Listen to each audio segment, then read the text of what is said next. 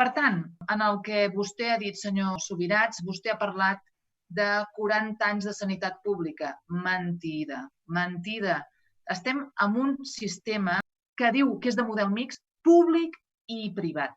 I que això és el que ha fet que arribem fins aquí, quan vostè també ha citat el 1987 la creació de la Societat Anònima Municipal, que era com una consolidació d'aquesta sanitat que, en aquest cas, la Generalitat de Catalunya no havia copsat en el nostre municipi i que ara nosaltres, com a Reus, teníem l'oportunitat de fer un centre d'atenció sanitària.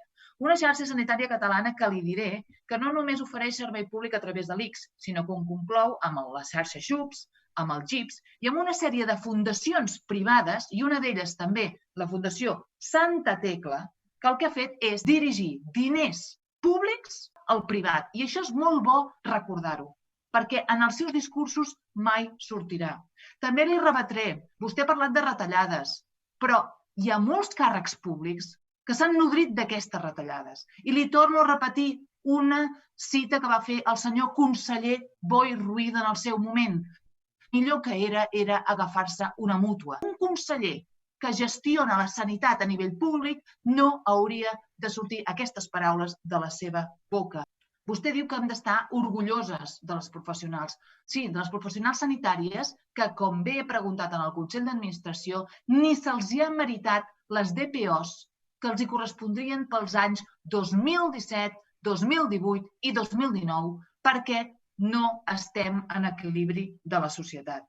Per tant, no facin recaure el fet de que tinguem un dèficit, el fet de les retallades que tinguem, en també a fer front a una crisi, perquè aquesta crisi la van crear alguns de manera interessada, o també no recaiguin aquesta responsabilitat a l'increment de l'esperança de vida o a la complexitat de les cures. Perquè jo els dic que segurament podríem fer front a aquesta complexitat de les cures i en aquest increment d'esperança de vida si realment la gestió de la sanitat pública fos al 100%.